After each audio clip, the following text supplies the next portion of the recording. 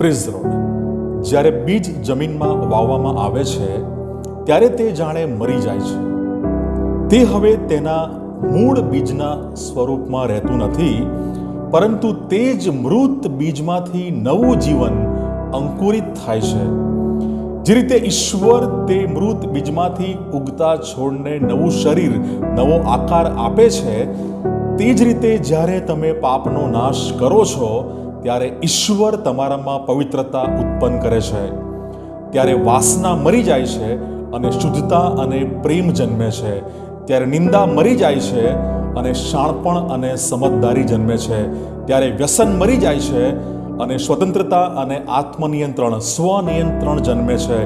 ત્યારે અભિમાન મરી જાય છે અને નમ્રતા અને સેવાનું હૃદય જન્મે છે. ત્યારે કડવાશ મરી જાય છે અને પ્રેમ અને આનંદ જન્મે છે.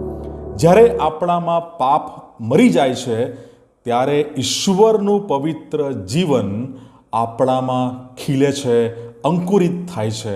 God bless you.